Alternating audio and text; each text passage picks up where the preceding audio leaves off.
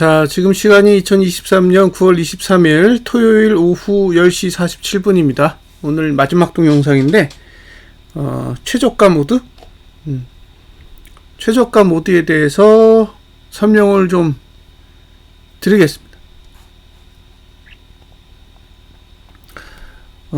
이 최저가 모드라는 건 사실 이 투자 심리도라는 그래프를 모르면 이해하실 수가 없어요. 다른 데서는 전혀 설명하지 않는 내용이에요. 그래서 일단 원리에 대해서 먼저 설명을 드릴게요. 자, 우선 투자 심리도 그래프가 필요해요. 투자 심리도 그래프가 필요한데 뭐 이게 고가든 저가든 종가든 상관없습니다.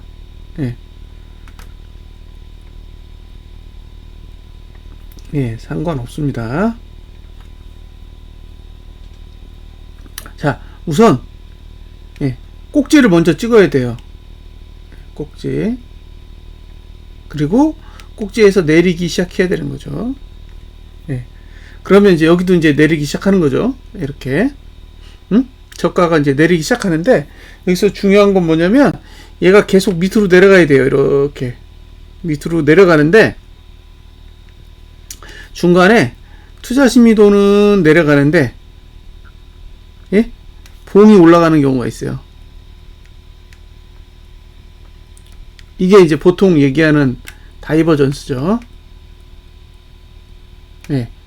그런데 다이버전스가 일어났음에도 불구하고 투자 심리도는 계속 내려가는 현상이 발생해야 됩니다. 그러면 봉이 뒤따라서 내려오는 거예요. 자, 결국에는 보조 지표의 속도를, 그죠? 봉의 속도가 따라가지 못하는 거예요.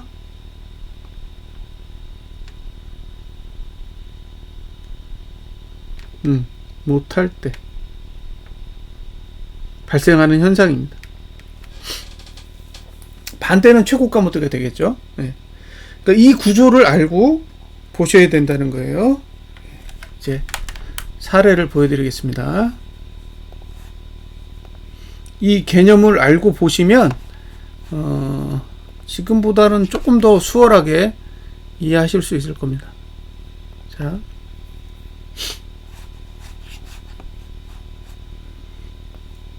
일단 과거의 샘플을 먼저 보여드릴게요. 과거의 샘플. 자, 종가 기준으로 먼저 볼까요? 종가. 잘 보세요. 여기서 잘 보시면 보이시죠? 이게 이제 짧게 보는 방법이 있고 길게 보는 방법이 있는데 두 가지 다 연결해서 보여드릴게요. 종가 중에 제일 높은 종가를 찾아라. 그러면 여기에요. 여기. 이 종가가 제일 높습니다. 이 종가. 그쵸? 그 위치가 어디냐? 여기에요. 자, 보이시죠? 종가 중에 제일 높아요. 그리고 얘가 제일 낮죠? 여기가 제일 낮아요. 여기가 제일 낮다고. 그죠? 그러면 종가가 이 상태에서 가장 낮은 종가가 어디예요? 여기죠? 여기. 그러니까 거기가 깨지잖아요. 이해되세요?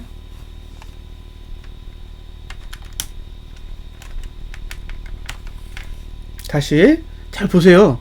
이 개념을 이해하고 보시면 이해가 돼요. 자, 종가 투자 심리도 중에 제일 높은 봉이 이 봉이에요.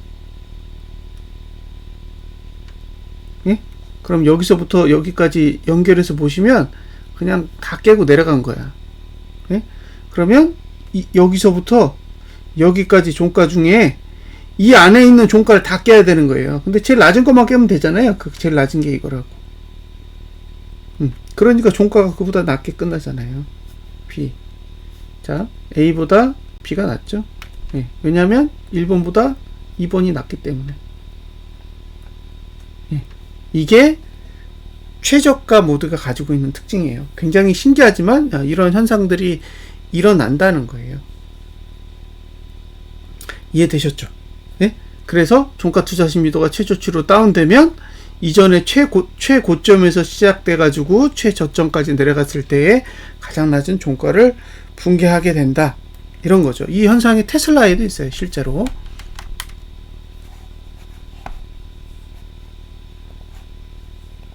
자, 잘 보셨죠? 그러면 지금 상태에서 보면요. 자, 지금 상태에서 보겠습니다. 가장 높은 종가는 어디에 있느냐? 예. 여기 있죠? 그쵸? 예, 그 종가의 위치는 여기입니다.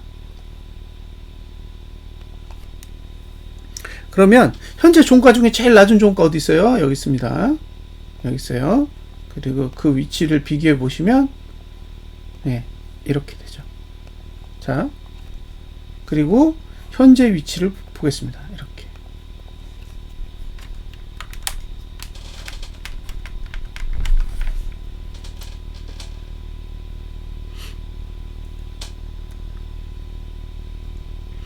자, 이게 제일 높은 자리예요. 1번. 그러니까 여기가 기준이야. 이 이전의 종가는 예, 대상이 아니에요. 고점을 지나고 나서 빠지기 시작해요. 얘가 제일 높죠. A. 그죠? 내려가면서 여기 2번. 예, 2번인데 2번의 종가는 B. 자, 현재 3번. 현재 종가가 C인데 잘 보세요. 1번보다 2번이 낮고 3번이 낮죠? 그러니까 무슨 뜻이에요? 2번보다 3번이 낮기 때문에 C는 B보다 낮아야 돼요. 그러니까 여기 종가가 깨져야 된다는 거예요. 예. 지금 종가가 전분기 종가 대비 하락하면 B를 깨야 된다는 얘기가 이런 원리인 거예요. 이해되셨죠? 그러니까 337 이거 코스피 지수예요? 그러면 2564.28보다 낮은 종가면 예, 이게 얼마죠? 2180인가 그럴 거예요. 종가 2155.49 2155.49보다 낮아져야 된다는 거죠. 이건 종가 기준입니다. 그러니까 2155.49를 딱 찍고 반등하는 게 아니에요. 2155.49 아래에서 끝나야 되는 거지. 그러니까 반등이 없어요. 자, 이해되셨죠? 그래서 제 기준엔 예, 9월 종가가 그렇죠? 2564.28 아래면 12월 종가는 종가잖아요. 예? 12월 종가잖아요. 이게 종가가 낮아져야 되니까 2155.49보다 낮다죠. 왜냐면 종가 기준이니까. 결국에는 이번 분기에 종가가 하락한다라는 건 다음 분기에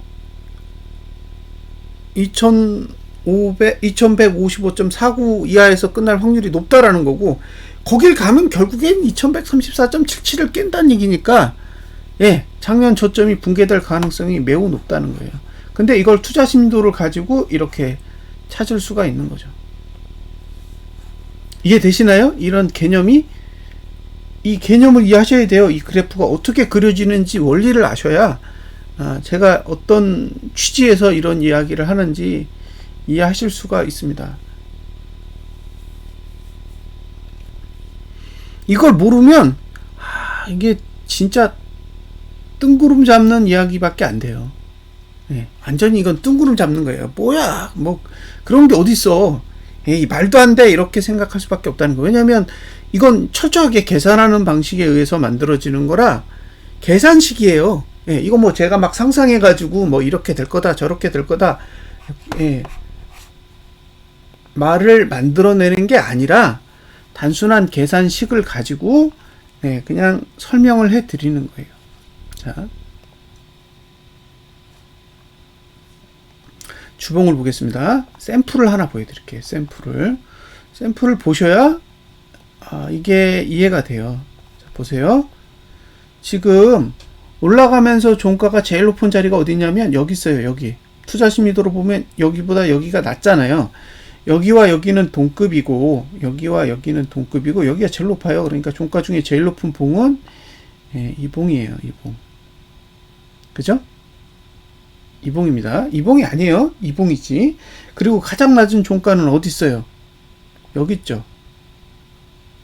예? 여기 있잖아요. 자, 보이시죠? 이 개념을 잘 알고 보세요. 이 개념을 그대로 분기봉으로 옮겨 놓으면 돼요. 여기. 자, 그 다음에 여기. 그 다음에 여기를 보겠습니다.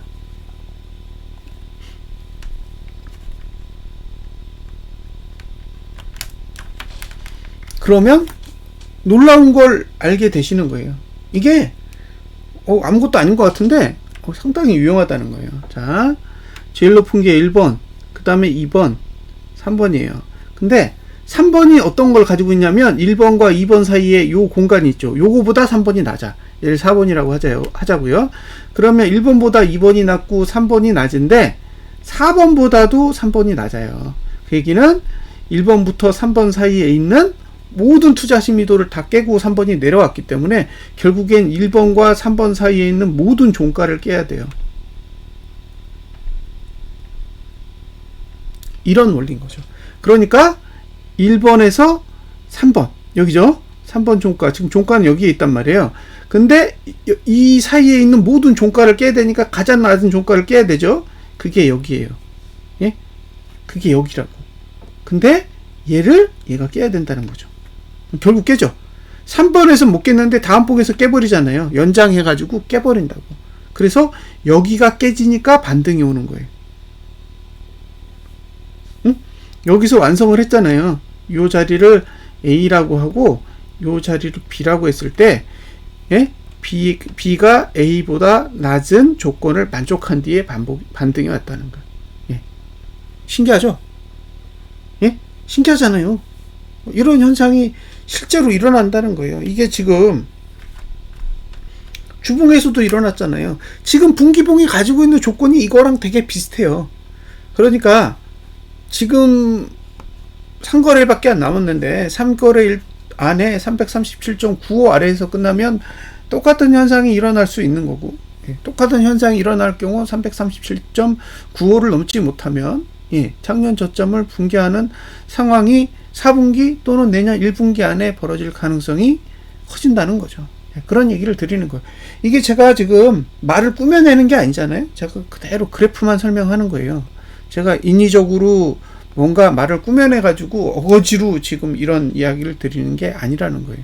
자, 나스닥 100지수에도 똑같은 게 있을까요? 찾아볼게요. 그러니까 이게 국내 지수에만 통하고 해외에는 통하지 않는 엉터리 방법이냐, 아니면 해외에도 이게 통하느냐 라는 거죠. 자, 종가 기준으로 제일 높은 게 뭐냐? 얘입니다. 얘가 제일 높아요. 왜냐하면 투심 여기가 제일 높기 때문에. 예? 그리고 가장 낮은 게 이봉이에요. 이봉. 그죠? 이봉입니다. 잘 보세요. 얘가 제일 낮죠? 자, 그 다음에 이제 투자 심리도 위치를 한번 체크를 해볼게요. 이게 얼마나 놀라운지를 좀 보셔야 돼요. 여기가 제일 높고, 그죠? 그 다음에 여기가 이제 중간이죠. 중간이고, 그 다음에 여기가 지금 어느 위치에 있는지 보세요. 자, 이 정도의 위치에 있습니다. 그러면 지금이랑 비교를 해보자고요. 짠! 비교를 해보세요.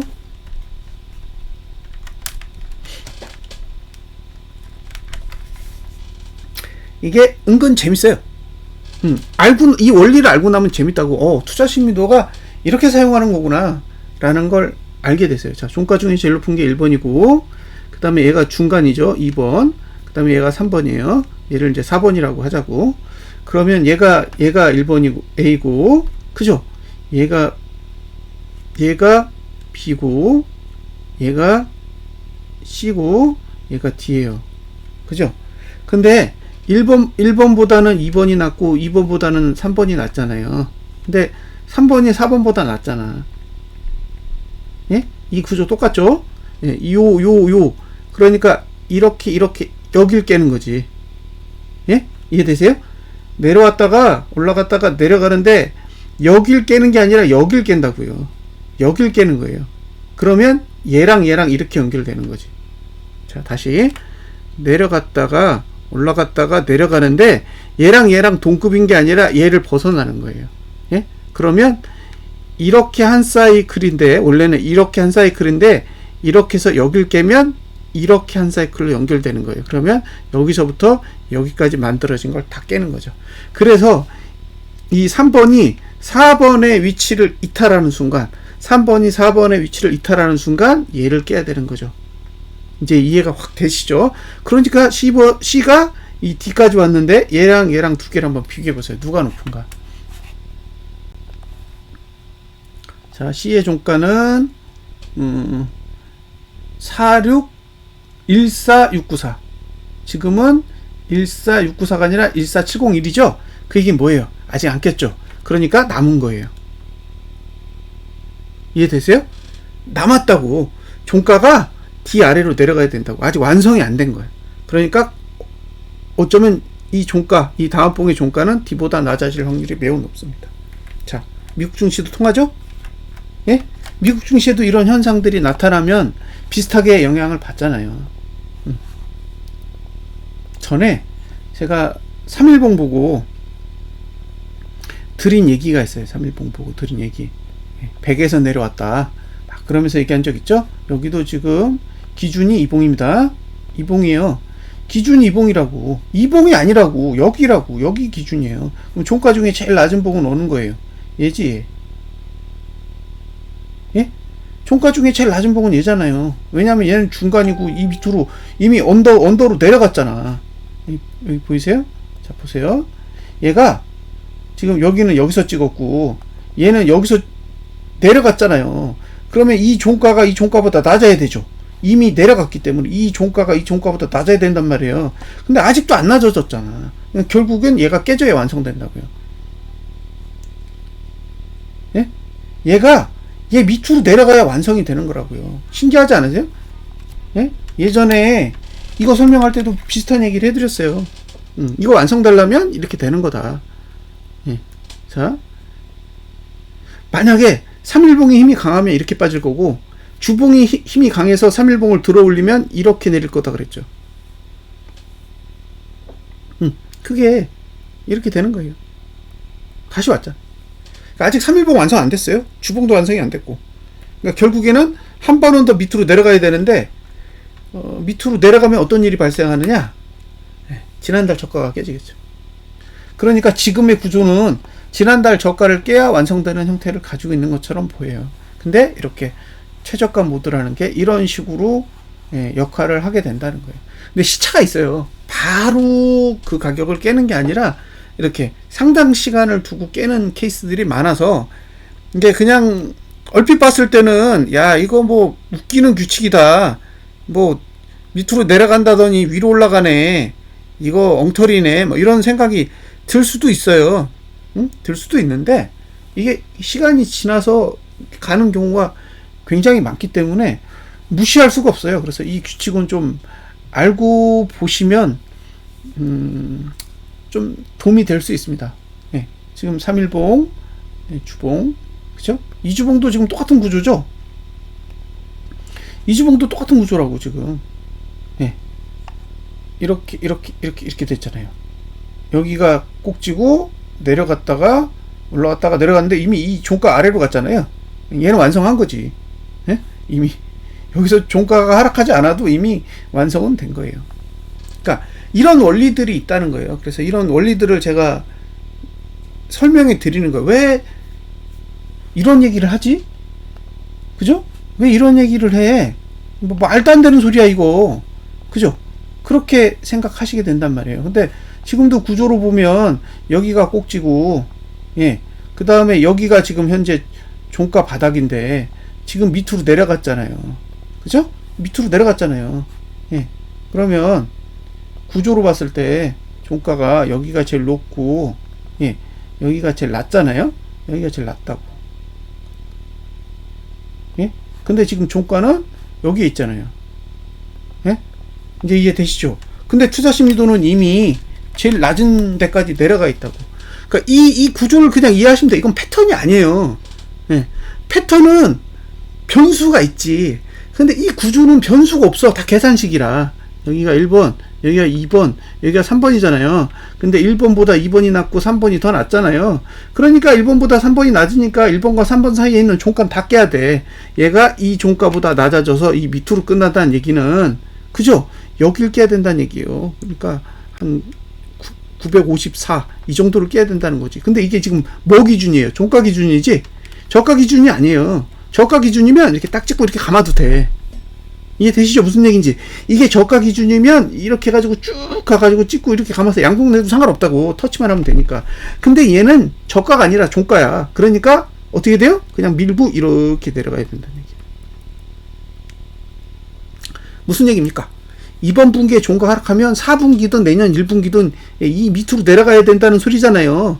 그러니까 결국에는 연봉이 어떻게 된다는 소리야. 연봉이 윗골이 잔뜩 달린 음봉이거나 이런 식이 된다는 거지. 예?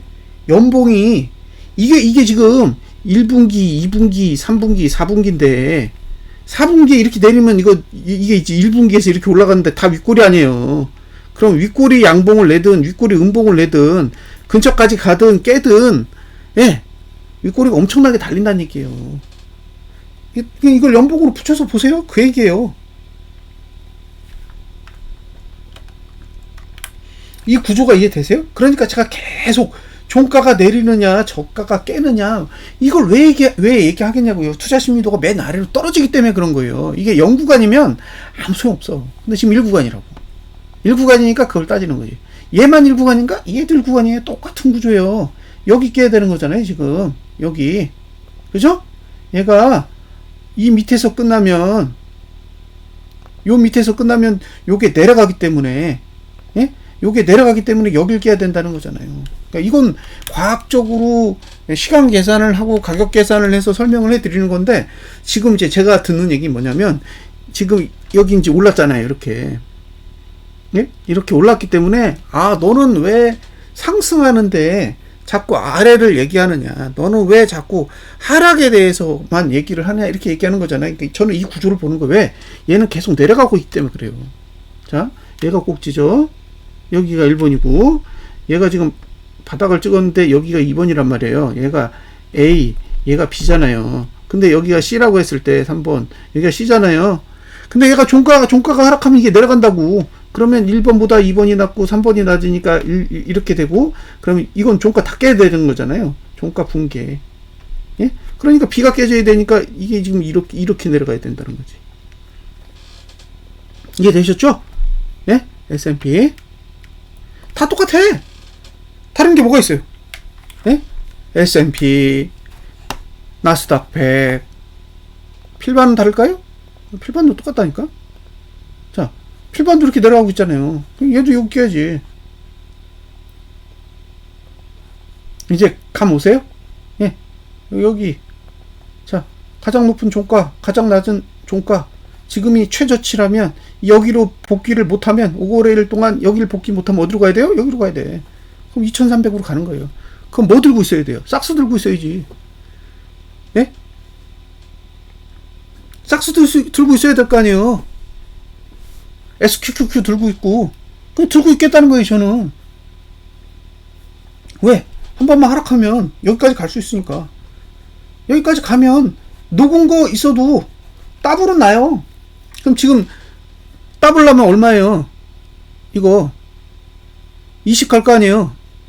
얘는 40 가고 얘는 40 가는 거잖아요. 얘는 20 가고. 근데 문제는 뭐예요? 여기서 멈춘다고? 안 멈춰요. 여기 가면 반등할 것 같으세요? 반등 안 해. 왜? 여길 간다는 건 연봉이 다 망가졌다는 얘기야. 예? 여길 간다는 얘기는 연봉이 다 망가졌다고. 그러면 이 꼴이 그랬다 또 떨어지겠지. 내년에 또 떨어질 거 아니에요.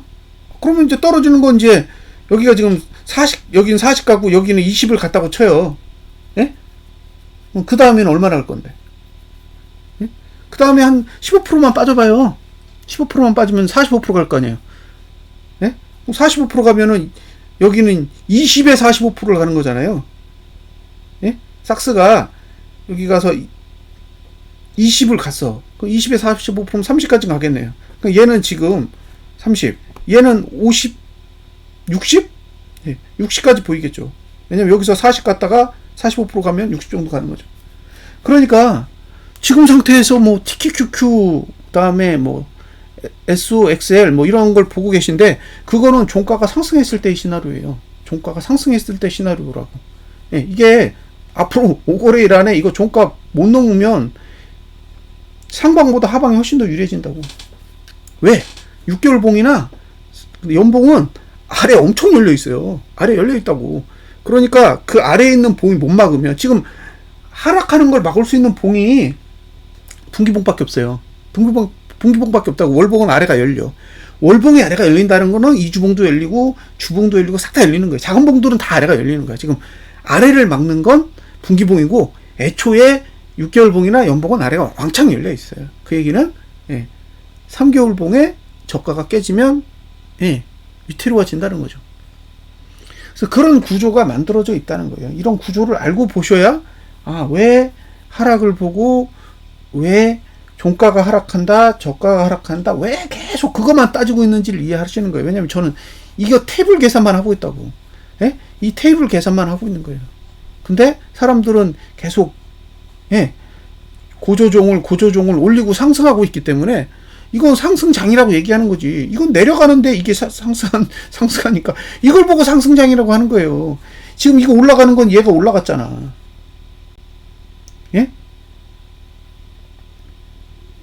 얘가 얘가 위로 가는 게 얘가 위로 가고 얘도 위로 갔잖아요. 얘는 지금 꼭지가 여기가 아니라 여기네요. 여기에요, 여기. 여기가 꼭지라고. 그러면 여기서부터 여기를 깨야 되는 거예요. 여긴 당연히 깨져야 되는 거고. 그죠? 여기가 꼭지예요, 여기가 꼭지가 아니에요. 여기가 꼭지라고. 그러면 이거 위는 사실 매수 가치가 없는 거예요. 얘 위는.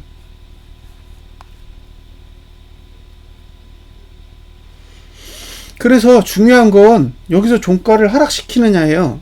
종가를 하락시키는. 저가까지 깨면 뭐 완전히 100%고, 저가까지 깨면 뭐 만족하죠. 엄청나게 만족하는 수치인데 저가를 깨는 건 제가 보기에는 뭐 쉽지 않아 보이고, 그러면 종가라도 하락시켜 준다면 지금 타겟이 어디로 연결되는 거예요? 여기로 연결되는 거로. 이 구조를 보시고요. 이 구조를 보고 나스닥의 3일봉을 잘 보세요. 3일봉 보시면 똑같죠? 구조가. 똑같잖아요. 자, 여기가 꼭지고 더 높아진 종가, 그 다음에 지그재그로 해서 내려간 거잖아요. 지그재그로 내려갔다고. 이거를 세 달로 해가지고 연결해서 보시면 여기는 종가 중에 여기가 제일 높지만 여기는 종가 중에 제일 높은 게 여기잖아요. 그러니까 내려갔다 올라갔다가 여길 가는 거지. 이게 지금 3일봉 움직이는 거랑 거의 비슷한 구조라는 거죠. 그래서 지금 가지고 있는 구조로 보면 이 분기봉의 구조는 다 똑같아요. 심지어 다우지수 똑같을걸요? 다 똑같잖아요, 지금. 다 똑같은 구조를 가지고 있잖아. 얘도 지금 3일봉 구조랑 똑같죠? 왜냐면 꼭지가 고점이랑 안 맞아요. 얘는 여기라고, 여기. 종가 꼭지가 여기라고. 그러니까 이게 무슨 얘기냐면, 어떻게 움직이고 있냐면, 이렇게 내렸다가, 그죠?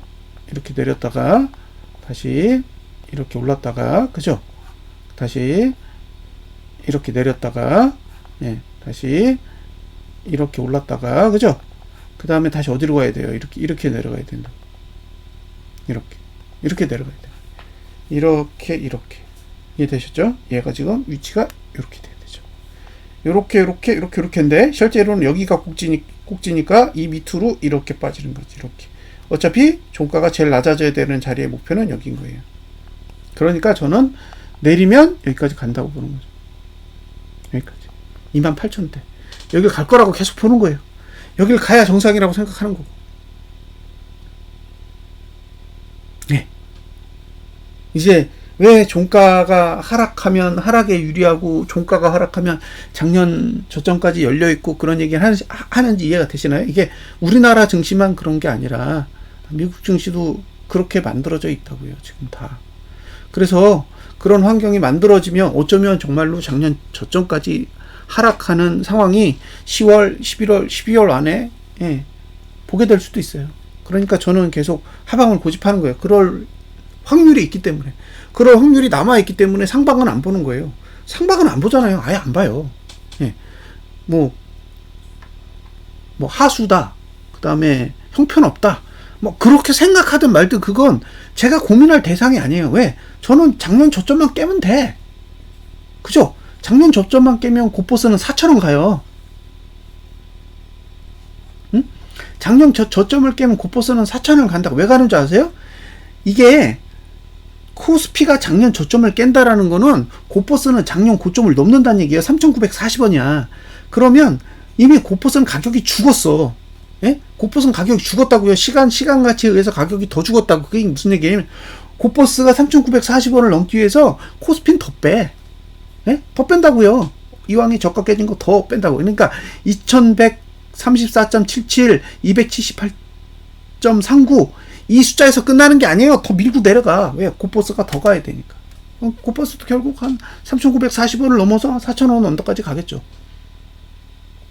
그러면 4,000원 언더까지 갔다고 쳐보세요. 4,000원까지. 그러면 작년에 고포스 산 사람들 중에 손실 보는 사람이 어디 있어요? 아무도 없어. 근데 안 가니까 하락이 틀린 거고, 고포스 투자하는 게 멍청한 거고, 예. 왜 상승장에서 바보같이 하락에 배팅하냐는 소리를 듣는 거죠. 근데 그거는 상승하고 있을 때, 지수가 상승하고 있을 때만 논리적으로, 예, 맞는 거예요. 근데 만약에 이게 지금, 예, 미국 증시가 5거래일 뒤에 분기봉이 하락해 있고, 우리나라 증시도 2564.28 안 가고, 337.628, 아니다. 337.95 위로 안 가서 마감을 한다고 생각해 보세요.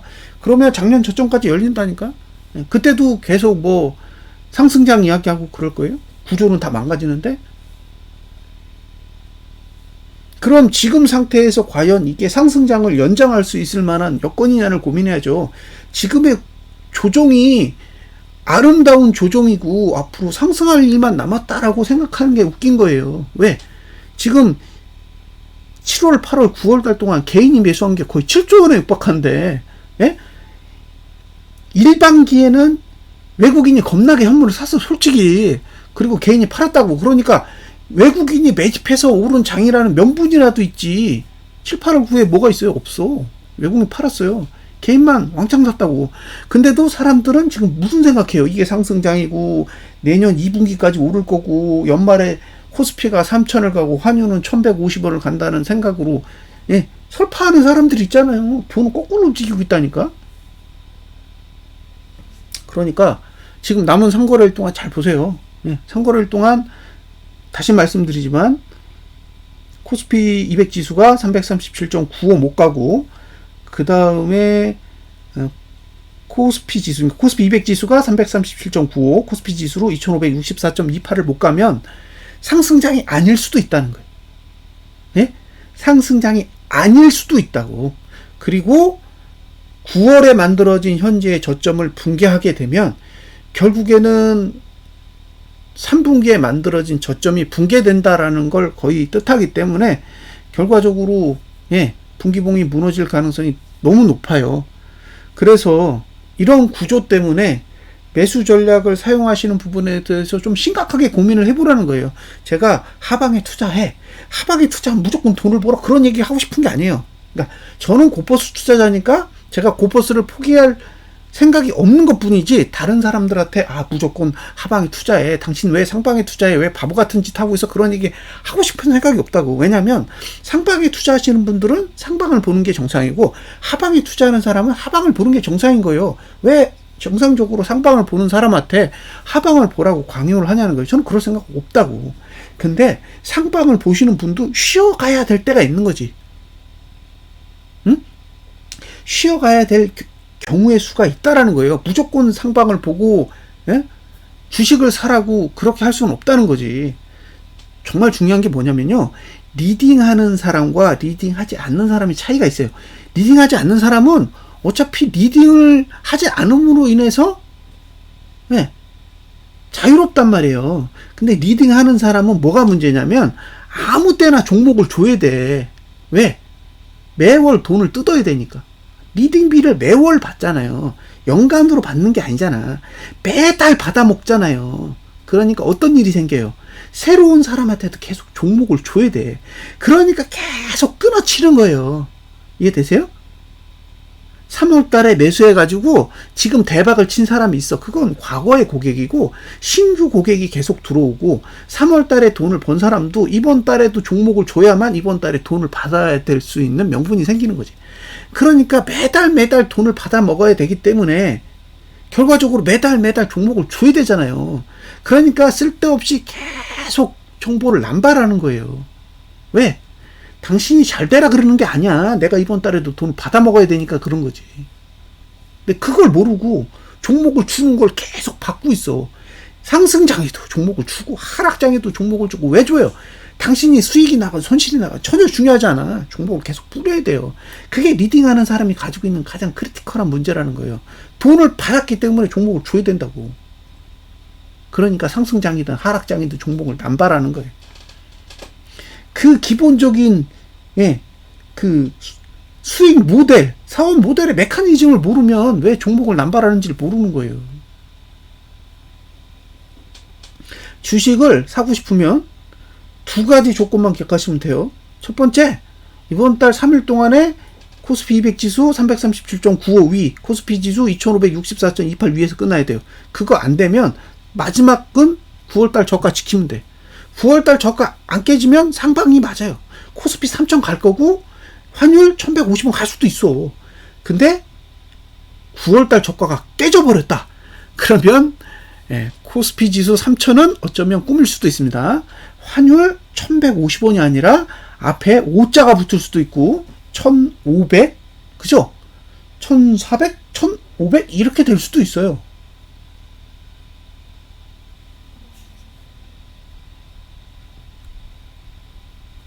심각하게 고민을 해보세요.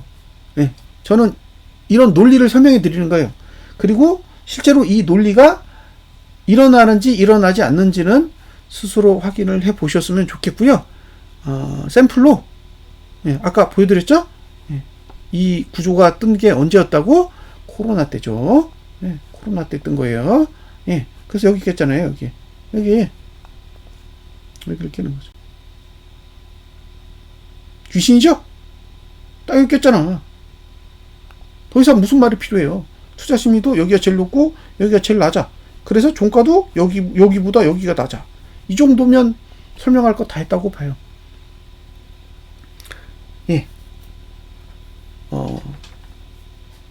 이 많은 사람들이 상방 이야기하고 뭐 대세 상승 이야기하는 사람도 있고, 뭐 최고점을 왜 안 넘느냐 이런 얘기하는 사람도 있고, 그건 차트의 논리를 모르시기 때문에 그래요. 차트의 논리를 몰라서 그래. 그러니까 지금 배터리 얘기하면서 뭐 배터리가 뭐 포스코홀딩스가 300만 원을 가고 뭐 그런 얘기를 하는 거잖아요. 그러니까 그런 얘기를 왜 하냐고. 그런 분들은 유동성의 원리를 모르는 거야. 지수를 어떻게 구성하고 지수 차트를 어떻게 만들어 가고 있고 이런 건 안중에도 없어. 그냥 포스코홀딩스가 얼마를 가야 되고 그런 얘기만 하는 거죠. 뭐 LG 에너지 솔루션이 어떻게 되고 그런 얘기만 하는 거예요. 근데 결국 그런 종목들은 지수 안에 존재하잖아요. 그러면 그런 종목이 가면 이 지수도 같이 가야 된다고. 같이 가려면 얘도 구조를 맞춰줘야 되는 거고. 근데 더 웃긴 거 뭐예요? 포스코홀딩스가 오르고 LG 에너지 솔루션이 오른다고 해서 필라델피아 반도체 지수가 오르는 게 아니에요.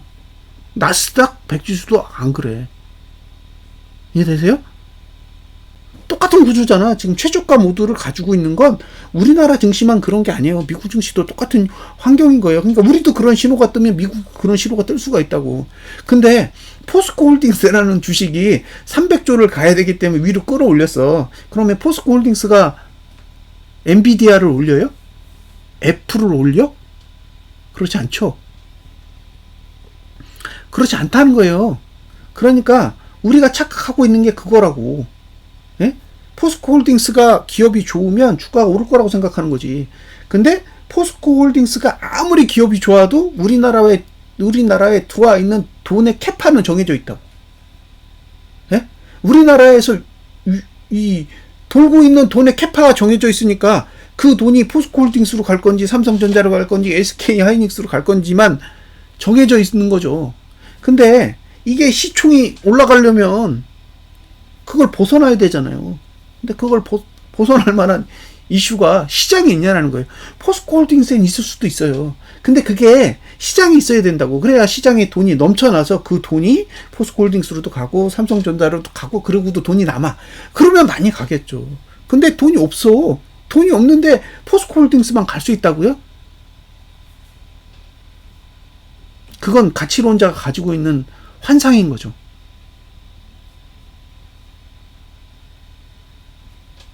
미국 증시가 내리는데 우리 증시가 그걸 무시하고 올라간다고? 저는 그것도 환상이라고 봐요. 그래서 지수가 가지고 있는 구조에 대해서 한 번쯤은 관심을 갖고 보세요.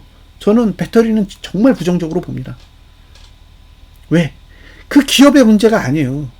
그 기업의 문제가 아니라니까? 유동성이 공급이 안 되는 섹터예요. 예? 개인의 돈만 들어가고 있는 섹터라고. 이렇게 좋은 섹터에 왜 외국인은 돈을 빼냐는 거예요.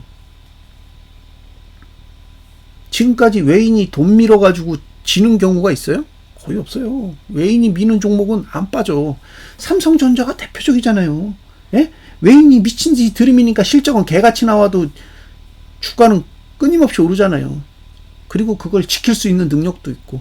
근데 반대로 지금 LG화학, 그 다음에 삼성 SDI, 포스코홀딩스 다 개인 주력 종목 아니에요? 그러면 그 주가를 누가 지켜요? 외국인이 다 팔았는데. 개인만 잔뜩 사고 있는데. 그러니까 앞으로 그 배터리 섹터가 유망한 섹터가 아니라 한번 손절을 해야 될 만큼 충격을 받아야 될 그런 상황이 올 수도 있다는 거죠. 그게 미국 증시가 무너지면 그대로 여파가 국내 증시에 올 거고, 그러면 이제 그런 상황을 이용해서 한동안 이제 손절을 시키는 시간을 허비할 수도 있죠. 이제 그 다음에 어차피 기업은 가치가 있으니까 그 기업의 가치에 맞게 다시 올라가는 순간이 오겠죠. 근데 지금 상태에서 조정 없이 계속 갈 수 있느냐는 한 번은 고민해 보시라는 거예요. 아직 미국 증시 무너지지 않았어요. 우리나라 증시도 아직 안 무너졌다고. 그러니까 국내 증시도 그렇고 해외 증시도 그렇고 무너지지 않았으니까 얼마든지 상방을 외쳐도 되고 얼마든지 상승을 외쳐도 된다고요. 근데 지수가 무너지면, 미국 증시가 무너지면 그때도 상방을 외칠 거예요. 애플도 미국 증시 하락할 때는 같이 무너져요.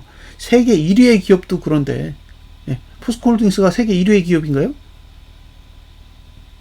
한번 고민해 보시라는 거예요. 그러니까 저는 일단 최저가 모드의 구조에 대해서 설명을 드렸어요. 이 구조를 가지고 제가 예전에 테슬라도 똑같은 환경을 가지고 있어서 한번 얘기를 드린 적이 있죠. 월봉에서. 자, 지금 종가 중에 제일 높은 종가가 여기죠. 여기에요. 이 종가가 제일 높고 그 다음에 제일 낮은 종가가 여기에요. 그래서 여기를 깬다는 거죠. 똑같은 구조잖아요. 이거 보면 소름 돋으실 거예요. 이 구조를 잘 보시라고요. 여기가 제일 높잖아. 투시물이 제일 높잖아요. 그리고 여기가 투시물이 제일 낮죠? 여기 종투 제일 낮고 여기 제일 높잖아요. 그럼 제일 낮은 걸 깨야 되잖아. 여길 깨는 거지. 이게 얼마예요? 종가 129잖아요. 그러니까 129가 깨지고 오르는 거 아니야. 129를 깨고 오르잖아요. 이 상승이 그냥 오른 게 아니라 여기서부터 여기까지 한 사이클을 다 끝낸 거예요. 이렇게 설명했는데도 이해 못한다 그러면 제가 할 수 있는 거 없어요. 응? 이렇게 설명하고 이런 구조가 나오는데 그 다음에 설명할 게 뭐가 있냐고요. 여기가 1번 꼭지고 그 다음에 여기 찍을 때는 여기잖아요. 2번. 근데 여기가 바닥이잖아. 3번. 그럼 이렇게 쭉 기어서 여기가 바닥이어야 되잖아. 그럼 이렇게 이어서도 여기가 바닥이어야 돼요. 그럼 얘네들은 상관없고 얘만 깨면 되지. 그럼 여기가 깨진 거 아니에요. 이 구조가 코스피 지수가 그거 깬 거랑 똑같잖아요. 똑같이 깼구만. 이렇게 설명했는데도 이해를 못 하시면 할 말 없어요. 그래서 예전에 제가 이 설명 다 해드렸잖아요. 이거 다 설명해 드렸어요. 그래서 그때 이제 179 빨리빨리도 있었죠. 179 빨리빨리. 저가로는 179 빨리빨리 깨야 되고 종가로는 여기 120 몇 불이었죠? 여기 깨야 된다고. 이건 제가 예전에 설명을 해드렸던 내용이에요. 그 다음에는 올라도 되고 내려도 되는 거예요. 왜? 해소됐기 때문에. 해소가 되면 오르든 내리든 상관없다는 거예요. 근데 이 구조를 지금 분기봉이 만들려고 하고 있기 때문에 지금 상태에서는 5거래일 동안 유의미한 상승이 없다면, 우리나라는 3거래일 동안 유의미한 상승이 없다면 작년 저점을 노리는 하락이 나올 수도 있는 환경이 만들어지는 거예요.